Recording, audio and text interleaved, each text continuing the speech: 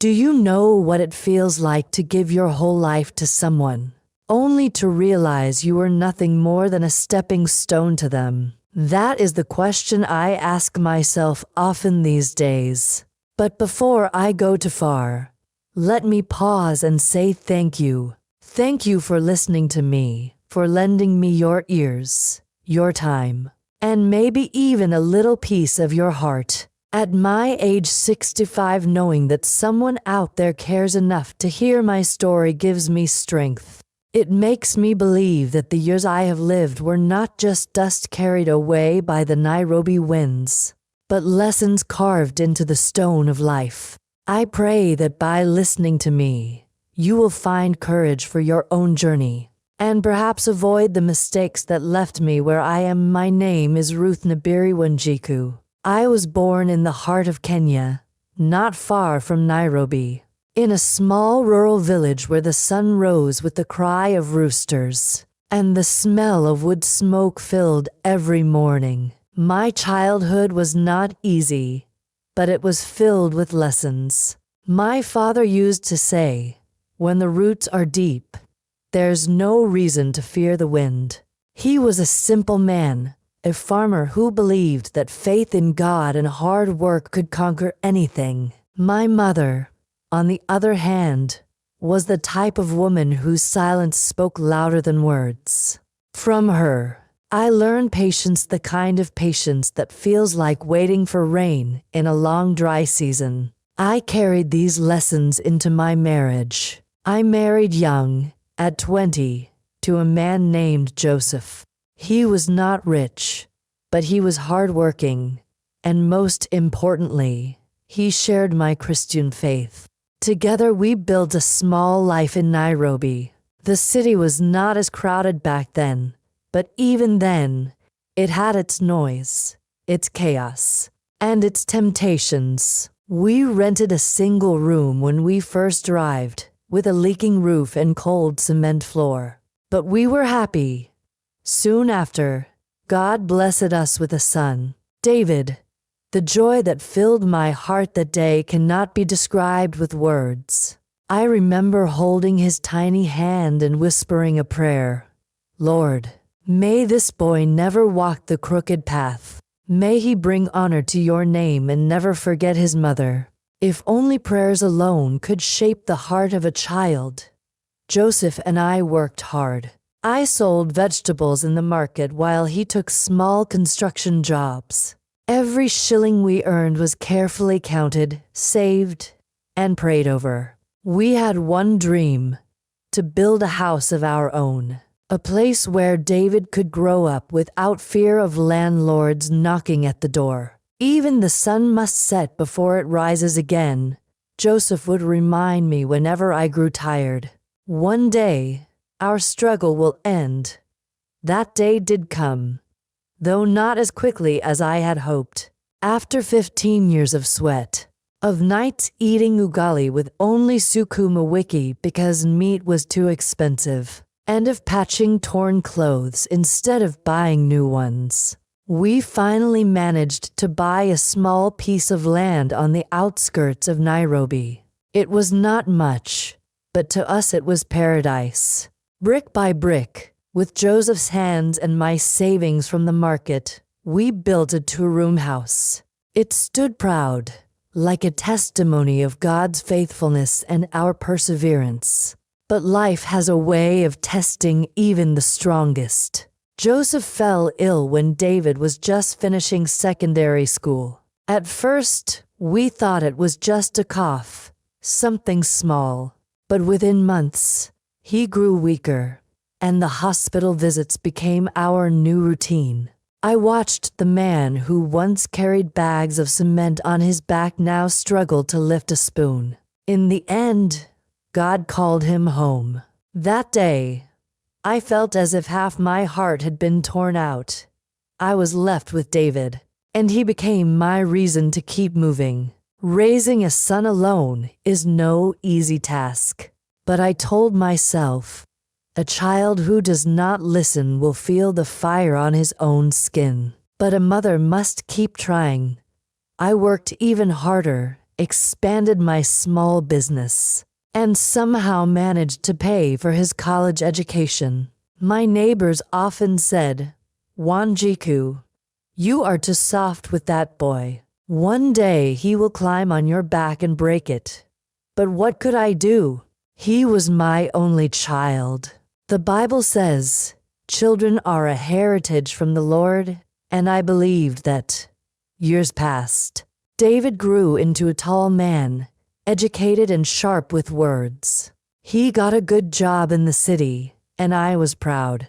Oh, how my chest swelled with pride when he bought his first car and drove it into our compound. People pointed and whispered, "That is Wanjiku's son. She raised him alone. And look at him now." Those were the moments I thought maybe, just maybe, all the sacrifices were worth it. But as time went on, I began to see changes in him. He rarely came home, always busy, always in meetings. When he did visit, he looked around the house as if it were too small for him, too humble. I reminded myself that young men can be proud, and I prayed for him. Then, 3 years ago, my health began to fail me. At first it was just fatigue, a dizziness that came and went. But one day, I collapsed in the market, and my neighbors rushed me to the hospital. The doctors said my blood pressure was dangerously high, and I needed to be admitted for treatment. Lying in that hospital bed, surrounded by white walls and the smell of antiseptic, I felt small and vulnerable. But I also felt a strange comfort, because I believed my son would take care of everything at home. When he visited, he patted my hand and said, "Don't worry, Mama. I will handle everything. Just focus on getting well." Those words gave me peace. I spent almost 6 weeks in the hospital. Every time I prayed, I thanked God for David. I thought, what a blessing to have a son like him. Surely, he will guard what his father and I built. I had no idea that while I lay there fighting for my health, David was making plans that would shake my life to its core. I still remember the day I returned home from the hospital. The sun was setting, casting a golden glow over Nairobi's dusty streets. I felt weak but relieved, eager to lie down in my own bed, to sit in my own chair, and to smell the familiar scent of the soil in my compound. Mama Grace, my neighbor, had accompanied me. She kept saying, "Pole sana, Wanjiku. God is faithful. You are alive, and that is what matters." Her words warmed me, but as soon as we reached the gate of my home, my heart grew cold. The gate was locked, and a young man I had never seen before stood there with a key in his hand. "This is my house," he said firmly when I tried to enter. I laughed at first, thinking it was a mistake. "Young man, you must be confused. This is my home. I built it with my own hands, with my late husband, Joseph. My son lives here too. Please open the gate." But his eyes did not soften. Instead, he looked at me with annoyance, as if I were a beggar. "Mama, I bought this house 2 weeks ago. The papers are signed. I don't know what you are talking about." Those words cut through me like a knife. My knees gave way, and Mama Grace had to hold me. I turned to her, my lips trembling. "Did you hear that? He says it's not my house." She looked at me with sorrow in her eyes. "Margaret, let's go inside and talk. Maybe there is an explanation." But deep down, I knew the only person who could have done this was David, my son, my blood, the child I had prayed over, sacrificed for, and carried on my back when I had nothing. We walked back slowly to Mama Grace's house, and it was there that she told me what had happened while I was in the hospital. Neighbors had seen strangers coming and going from my compound. One whispered that David had sold the house to a businessman from town. Another said they had seen David drinking and laughing at a restaurant, pockets full of money. My chest felt heavy, like a rock was sitting on it. I couldn't breathe. A child who does not listen will feel the fire on his own skin. My father's words echoed in my mind, but in that moment, it was me who was burning. That night I could not sleep.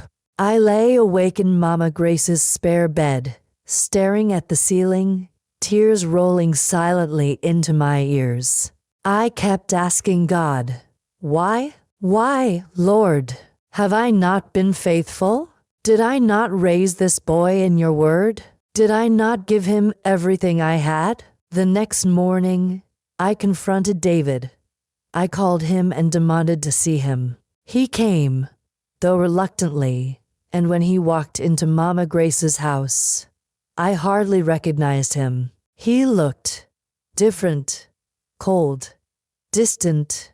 David, I said, my voice trembling, tell me the truth. Did you sell the house? He didn't even hesitate. Yes, Mama, I did. You were sick. You are getting old. You cannot live alone in that house. I needed the money. I thought it was the best decision. I gasped. The best decision? Without telling me? Without asking me? That house is my blood, my sweat. Your father and I built it brick by brick. But he shrugged, looking away. Mama, times have changed. That house was too old anyway. I will find you somewhere else to stay. Stop making this so dramatic. His words were like poison. Somewhere else to stay? As if I were a burden to be moved around like old furniture. As if the years I spent raising him meant nothing. I wanted to scream, to shake him. But instead, I sat down and wept. My tears were not just for the house, but for the loss of the son I thought I had. Neighbors started talking. Some pitied me. Others whispered that I must have been too soft on him, too trusting. They said, when a mother spoils her child, she spoils herself. I could not disagree. Perhaps I had loved him blindly, given him too much, believed he was incapable of betrayal. Days passed, and I felt like a stranger in my own life. Every time I closed my eyes, I saw my husband Joseph's face. I remembered his voice. Take care of this house, Wanjiku. Even if I am gone, let it stand as our legacy for David. And now, David had destroyed that very legacy. But as I sat in church one Sunday, listening to the pastor preach, a verse struck me deeply. Do not be deceived. God cannot be mocked. A man reaps what he sows. Galatians 6-7. It was like a light piercing through the darkness in my heart. David had sown betrayal, and one day, he would reap the fruits of his actions. And me? I had to be strong. Not just for myself, but to honor the years of sacrifice Joseph and I had made. That night, I went through an old wooden box where I kept important papers. Inside, I found the documents Joseph had left behind before his death. Among them was a will I had almost forgotten about. My hands shook as I unfolded the fragile paper, and tears filled my eyes when I read the words. Everything Joseph owned, the land, the house, the little savings we had was in my name. In that moment, hope returned to me. I was not powerless. David thought he had outsmarted me, but he had forgotten one thing: the law and God's justice. Mama Grace encouraged me, holding my hand. Margaret, don't be afraid. Go to court. Fight for what is yours. Remember the proverb. God's mills grind slowly, but they grind exceedingly fine. Her words gave me courage. For the first time in weeks, I slept peacefully. I knew the battle was not over, but I also knew this. The story was not finished yet. When I walked into the courtroom for the first time in my life, my heart was pounding like a drum. The wooden benches, the stern faces, the echo of footsteps on the tiled floor, all of it felt foreign to me. I was a simple woman, a mother, a grandmother. Never had I imagined that I would have to stand here, not for a stranger, but for my own blood, my son.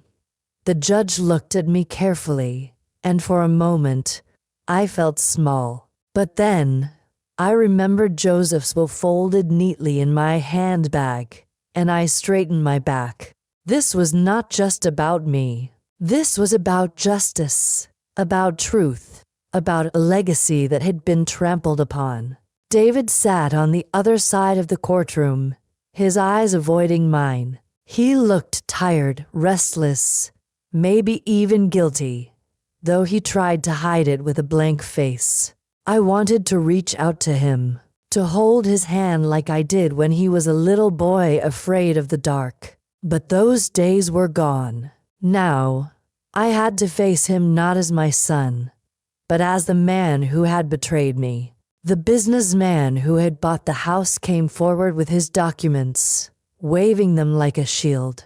He spoke confidently, saying he had purchased the property in good faith. My lawyer, a kind young man from church, stood up and presented Joseph's will. The court fell silent as the judge read it aloud. All property belonging to Joseph Mwangi shall remain in the name of his wife, Ruth Nabirye Wanjiku. No sale shall be valid without her consent. Those words were like a river of life flowing into my weary soul. For weeks I had felt powerless, but in that moment, I knew God had not abandoned me.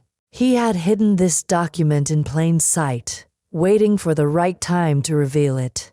David lowered his head. For the first time, I saw shame flicker across his face.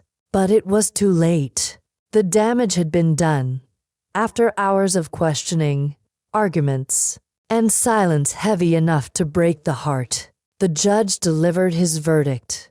The sale of the house is null and void. The property belongs legally to Mrs. Ruth Nabirye Wanjiku.